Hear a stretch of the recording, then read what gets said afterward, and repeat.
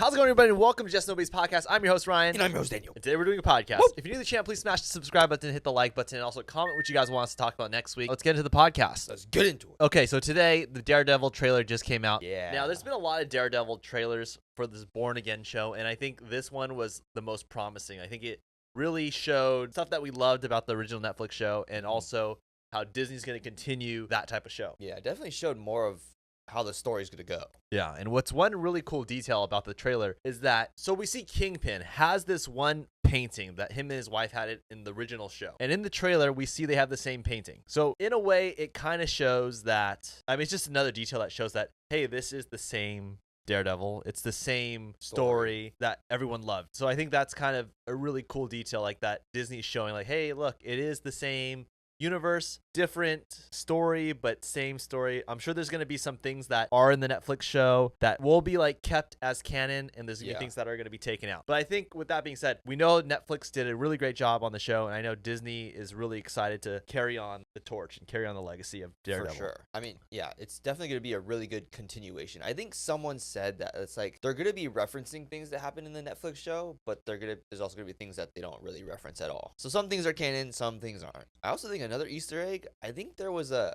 club reference to the Luke Cage club. Yes, I know Luke Cage was hinted at, which makes sense that he should pop up soon too.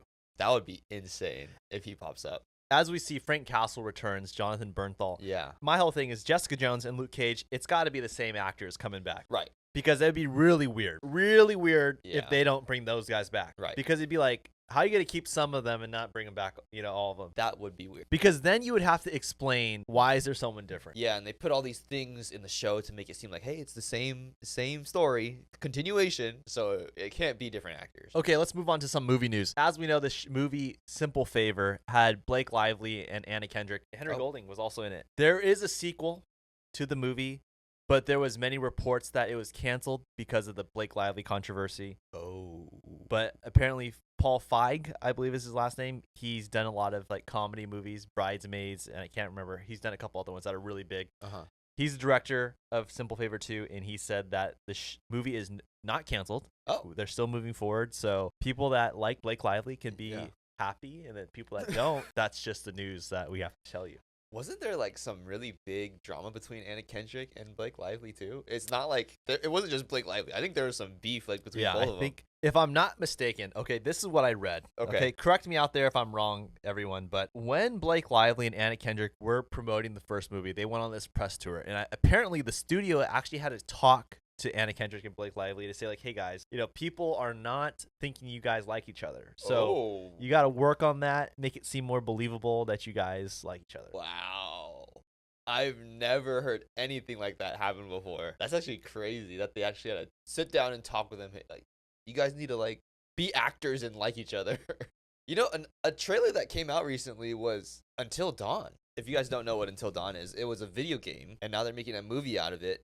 But it's a different cast. Like, it's a different story. Yeah. It's not the cast that's in the game. Because the cast in the game would be actually kind of crazy. That's like a pretty star-studded cast. Right. And the game, if I can remember correctly, it was like choose your own destiny kind of game. And the decisions you make would alter the ending of the game. Right. So whenever you have a game like that, it's kind of hard to show in the movie, right? That is very true. Especially if you already know the story so well. Right. So what I heard is what they're doing is to replicate the whole idea of multiple story endings, multiple outcomes.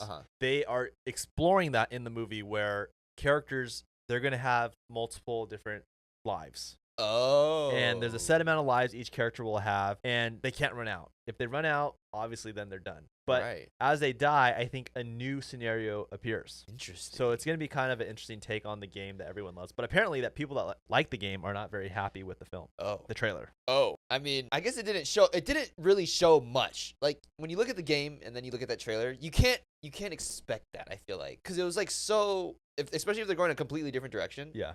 Than the previous one, like you can't expect that. So I think that's why people are probably upset. Another thing that I want to discuss, Better Man, which is the Robbie Williams biopic, only made 1.1 million. Now, what I hear is Daniel and I really want to go see the movie. Unfortunately, LA has a lot of fires. They're battling them as we speak. So a lot of events have been like canceled or rescheduled. So I mean, just to even go to the movies right now, like the air quality hasn't been great. Yeah. So we've been kind of staying indoors and helping some friends that stayed with us that were really affected by the fire. So we've been kind of busy, but I really want to go see Better Man. Yeah. I mean, the reviews are great. I think like critic reviews is like 98% on Rotten Tomatoes. That's almost unheard of. Yeah. Audience score 92%, I think, like that. But it is really interesting to see how a movie could be so well done, so well received by critics and people that go see it. But for some reason at the box office, it struggled. I don't know what is going on. I think there's just so much going on in the world, right? There's just a lot of negative things happening. And I think all those coming together really affected the movie, possibly. The performance. For sure. No, for sure it did. So I'm excited to go watch this movie because I haven't seen a movie where so many people are in agreement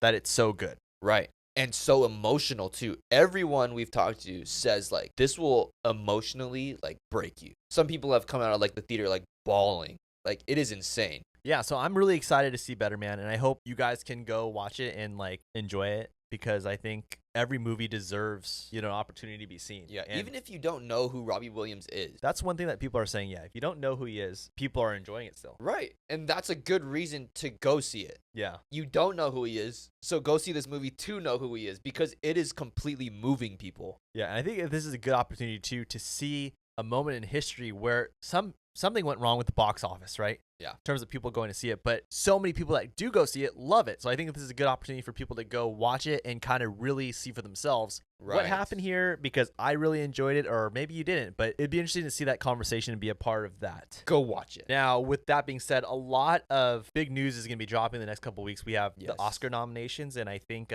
people are saying that Dune 2 has a very good chance at winning, I believe, Best Picture. Wow. See, I always thought it was going to be in the running, but to win, I feel like that's a pretty big debate. It is interesting that it's held up, right, throughout the whole year, right? It was one of the first movies to release this year. Crushed it. Everyone's like, this is the best movie of the year. Yeah. And, to be honest, it really did hold its own. Like, it really fought hard. I feel like, for sure. Like, if you look at it, I mean, obviously, Anora, The Substance, there's a bunch of great movies this year, but I think Dune 2 was a spectacle, and I think everyone kind of agreed that it was a really good story. Yeah, and I definitely think Dune 2 was better than Dune 1. But my only debate, I feel like that's up against it is Wicked. Just because of the global impact that Wicked had. I mean, Dune 2 had a crazy impact, and that was like a hard hitter at the beginning of the year. But I think now that Wicked came out, it shifts everything. Yes. Like, it is a huge shift because the impact that Wicked had, right? The press tour, like everything, the music, like insane. Yeah. So I think that's a big. Let us know who you think is gonna win. I honestly think, for me, I think Wicked's gonna win. Wow. I mean, that's a bold. No, bold take. Yeah, it is bold, but I think it will. If history repeats itself at the Golden Globes, it looks like Amelia Perez, did really well at the Golden Globes. Yeah. Won a lot of awards. I don't know exactly how many off the top of my head, but it cleaned up very well. If history repeats itself, Amelia Perez will probably take a lot of those. Oh, yeah. It did beat Wicked. Yeah. Oh, I forgot about that. Yeah. But hey, we have seen moments like when Angela Bassett won the Golden Globe for Best Supporting Actress, and then Jamie Lee Curtis won Best Supporting Actress at the Oscars. So it doesn't necessarily mean that just because you win a Golden Globe, you win the Oscar. I think even Ryan Gosling for La La Land won Best Supporting Actor. I could be wrong for La La Land at the Golden Globes, but lost the Oscar. I can't quite remember. But it happens. Yeah. It doesn't mean it's locked. But and I think they're starting to catch on. Like, people know the Golden Globes is gonna be the Academy Awards, so I think they're gonna start trying to stagger it. I don't think they're gonna go the same route. Yeah, you gotta switch it up a little bit. Okay, moving on to Would You Rather questions. Now, everyone at home, if you would like to participate, let us know your thoughts on these Would You Rather questions. Okay, starting off with one. Okay. Would you rather have a lightsaber from the Star Wars universe or a wand from the Harry Potter universe? Oh, now, see, this is a big question because a lightsaber can't do much, but that is the coolest thing you could probably ever own. Now, a wand, can you just summon a lightsaber? That I've never seen a spell for that. That's true. But I think I would be able to have a lot more fun with a wand than I would a lightsaber. Yeah. I agree. I think you could take the wand more places. You can show people it, and it's not going to be like, oh my gosh, he has a deadly weapon, Yeah. It is a deadly weapon, though. It can be, but come on, let's think about this. Yeah. A wand has more uses that are safer than a lightsaber does. It also has more uses that are, more practical. Right. Yeah, so I think a wand for sure. I know some of you guys are going to pick lightsaber for I know. Okay, would you rather act in a critically acclaimed film Okay. or a blockbuster hit that had really bad reviews? You got to go critically acclaimed film, right? See, I don't. What's the upside of doing a really bad blockbuster? You probably made a lot of money. You made a lot of money, but would you get casted in another role after that? I feel like if you're telling me like it did really bad, Yeah. like terrible, Yes. like less than 10% at Rotten Tomatoes, Okay. that's pretty bad. That's not a good look. I feel like that could really hurt a career. I guess, but you can also look at it as, say you had a phenomenal. Well, let me back up a little bit. A blockbuster hit, okay, means that money was made. Money was made. Now hear me out here. A good example of this would be Red One. Now, Red One had bad reviews. Yes. But was #1 movie in America. Dwayne "The Rock" Johnson had 2 #1 movies at the same time. So, like back to back, in the same year. Yeah. So I think a studio nowadays is going to look at this and be like, okay, Daniel was in a movie that made $1 billion. Yes, the reviews were, 20%, 30%. Uh-huh. But he knows how to bring in numbers for the box office. Now, I think studios would be like, hey, let's get him. Okay. Maybe we could get him for a little bit cheaper, but he knows he could bring in the money. People are going to want to see what he does next because so many people spent money on seeing him do something. That is a good point. No, but fight your way. Well, I tried to find my way, but that just seems so much better. I just think that if I could be in a critically acclaimed film, I could be nominated. I could win an award. And then for my next movie, there would be hype behind my last movie, and I'd get paid even more and also bring the box office with me. That's true. I mean, and I hear more awards possibly. I hear what you're saying. You're not going to get awards doing a bad blockbuster. No, but the way I would go about this, and I could be wrong, correct me if I'm wrong, but I'm pretty sure statistically, when you win an Oscar, I think the next couple of years for you is pretty slow. I don't think you get movie roles right after the Oscar because I think people know you so much from this film, right? Okay. I think the Oscar kind of scares studios away because I think they think you're going to charge a lot more money. You expect more. Uh-huh. And for me, I think when you look at someone like, who's a good example? Like Glenn Powell really brings in the numbers in the box office, right? He's a great actor. Okay. If he was in a movie that like wasn't that great, Yeah. no one's going to like hold that against him. They're going to go watch him at the next one. Right. So for me, I'm kind of like, the award is great at some point in your career. Yeah. But at what if you had the option right now where you're at right now, right, would you rather try to be profitable or get the award and possibly not work for a while? But see, the award early Yeah. could lead to longevity. Now think about this. You have a bad blockbuster. Sure, you make a bunch of money, right? Then you go to the next movie, make a bunch of money, right? But what if it's just a bad movie again? Then you're just known as a guy who just makes bad movies and you're never going to have an award. I mean, Jackie Chan doesn't have. Oh, he does have an Oscar now. He has like an honorary Oscar, I think. So see, like I think the award is the way to go. Like getting that critically acclaimed film, and then at least even having the nomination is big. Yes. Even having the nomination. So even if I get nominated, I don't even win. I just have to be nominated, and I'm like, okay, that's good for my career. Right, because I think the question I asked you was, would you rather be in a critically acclaimed film? Right. That doesn't necessarily mean Oscar-winning film. Yeah, but it could mean nominated. Right, but it also could mean zero wins, 0 nominations. It's just that it was well received. Sure, but I'd rather be in a well-received film than a bad one that everybody watched because it was bad. If you're gonna try to have a long career, you gotta go for the critically acclaimed film, because if it's well received, then studios are gonna look like, hey, when this person's in a film, it could be well received, and in turn make a lot of money, and in turn have a chance to be nominated. Yeah, I'm curious to see what everyone thinks. Critically acclaimed film. Let me know what you guys think. Okay, moving on. Would you rather be in the Mad Max world or the Hunger Games world? Oh, let's see, what part of the Hunger Games world am I in? I would assume. Am I in a district? I would assume that you would either live the life of Katniss Everdeen or Mad Max. Oh, well, in that case. Whoa, that's no. See, this is a hard one. Which one would you pick? I think if you have to live the life of Katniss Everdeen, dude, that's crazy. That means you die in my life. If you pick Katniss Everdeen, right? Well, I don't think you don't think like that. Just like think about like. Well, no. If you live the life of Katniss Everdeen, that is a crazy life to live. Mad Max would be pretty tough, but I think at least Mad Max you kind of can escape by without having to go to the games. At least you got some freedom. Yeah. Right. I mean, Katniss was stuck in the districts, and then she was sent off to the games. That's true. I think it's pretty Mad Max. Mad Max. That's a good question, though. Because I feel like some people would want to live the life of Katniss Everdeen. Okay, would you rather have Hans Zimmer create a soundtrack that kind of, embodies your life story? Whoa. Or would you rather be directed by Christopher Nolan for one day? And it's just, am I getting like, is it a movie or like? Just, you could have him direct you do anything. Like, he's going to direct you for a day, though. I think Christopher Nolan for a day. What? Really? I think, okay, think about this. Hans Zimmer, if he makes a soundtrack. Yes. All you're getting from him is music. You get something that you can play on your phone. You'd be like, hey guys, Hans Zimmer made this for me.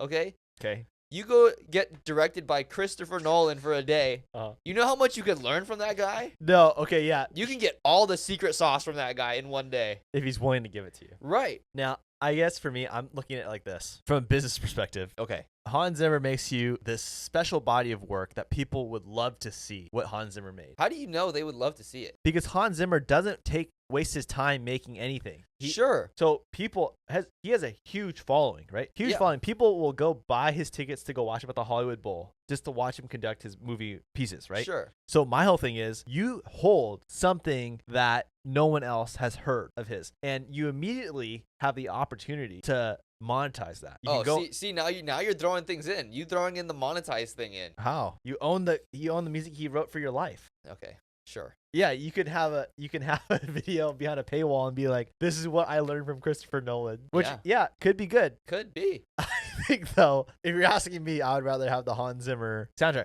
But I think But see, like, think about this. If you enjoy film, yes. and even if you like want to be a filmmaker or you like vlogging or anything like that, you Yeah. like content creation, Yeah. I think Christopher Nolan is gonna help you a lot more than Hans Zimmer would. Am I crazy? No, yeah, he will help you. Right. I But- think you will learn a lot more from him. I'm trying to figure out how do you leapfrog your way into success from these opportunities, right? The Hans Zimmer thing is really cool. Yeah. He's going to give you a piece of work that people are going to be waiting to hear. True.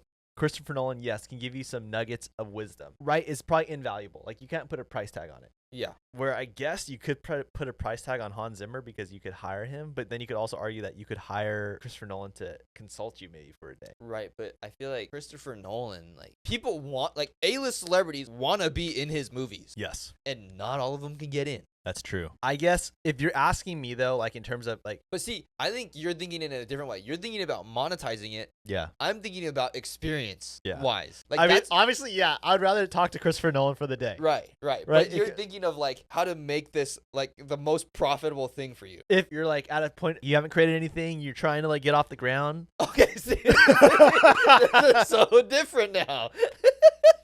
If I'm just trying to get off the ground, yeah, sure, I'm gonna have music that I can monetize, and it's by Hans Zimmer, so it's just free money. Okay, moving on to the next segment about fan submitted theories. Now, these were submitted through Instagram.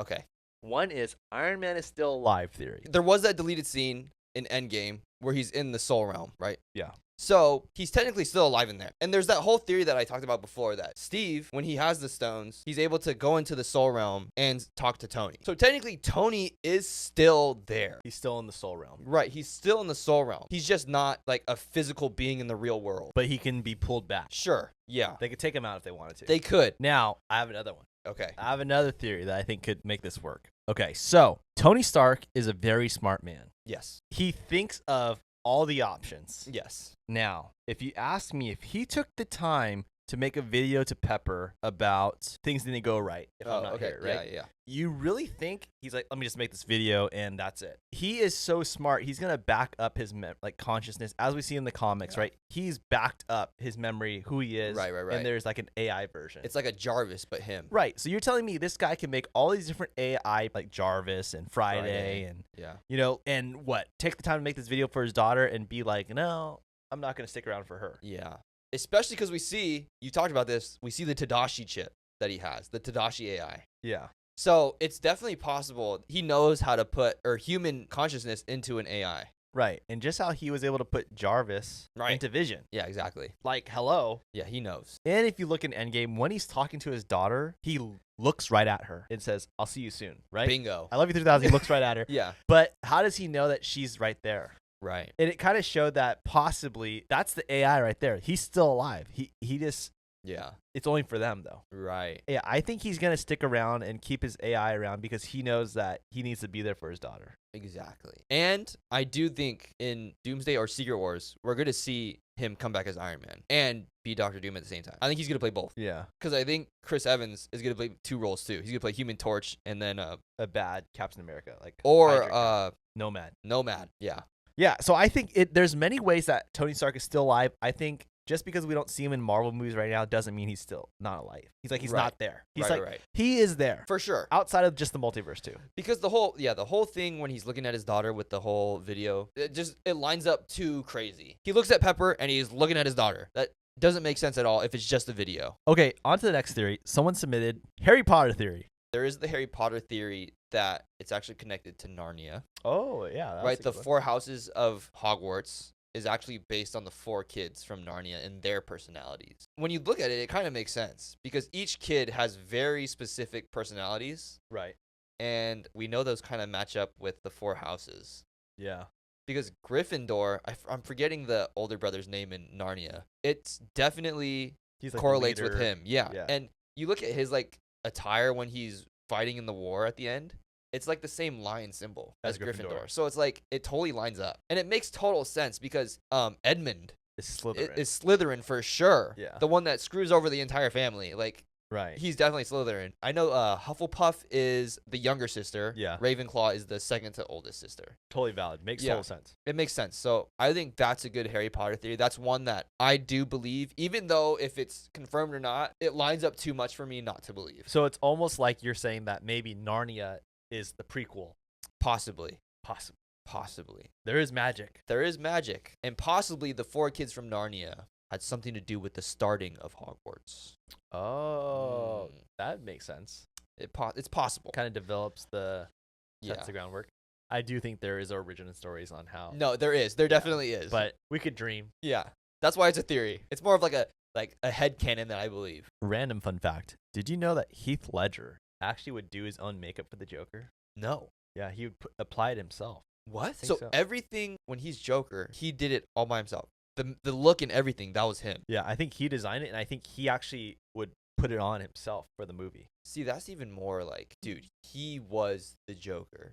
Heath Ledger's Joker is just untouchable. That was just a legendary performance. And knowing now that he actually did the look himself is crazy. Because that look is iconic. Did you know that for Jurassic Park, you like how they got the sounds of dinosaurs, how they got it? No. They got penguins, not talking penguins, but the sounds that penguins would make. Right. They slowed down those sounds, and that's what they use as the roars for the dinosaurs. Huh? They took penguin sounds, and that formed into dinosaurs.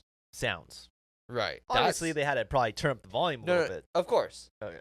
But just the fact that they decided to take penguins, take the sound they make, slow it down, and amp it up, and it sounds like a dinosaur. That's what's crazy. Yeah, I mean, who would have thought? Have you ever seen that video of Benedict Cumberbatch trying to say penguin? No. So he did a voiceover for one of those National Geographic type of things. Yeah.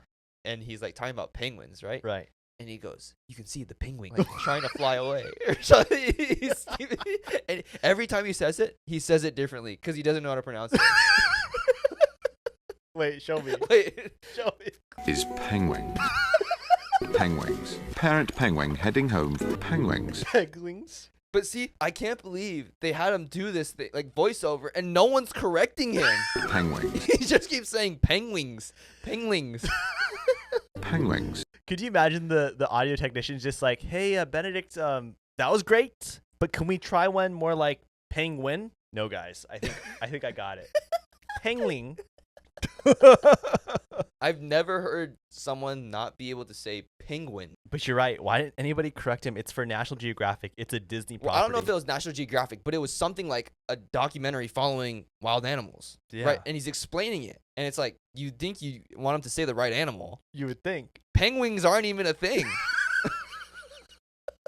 I just want to see the word spelled in my head. And I'm like, how do you get penguin from that? Right. Because it's Penguins, right? Penguins. Say that again. Penguins. Penguins. And he's saying penguin. Penguin. He says penguin, and then he says pengling. with an L. If we ever get to interview Benedict Cumberbatch, we Yeah. got to come up with a question where it's like, how many penguins do you see in this photo? And he goes, 5? Now, are they penguins or penguins? No, then I just wanted him to say it. Yeah. We got to get him to say Or no, we have penguins. like a picture of all the different animals and be like, lion, tiger, Yeah. penguin. That's good. If we ever get a chance to talk to Benedict Cumberbatch, Dude, that's what that'd we're be so doing. funny. All right, guys. Well, thank you so much for watching this episode of the podcast and listening to it. We'll see you guys tomorrow on TikTok. Hopefully, there's a tomorrow. Yes. Hopefully, there's a tomorrow. We love you guys. God bless you guys. We hope everyone stays safe. We'll talk to you guys very soon. Love you guys. Love ya.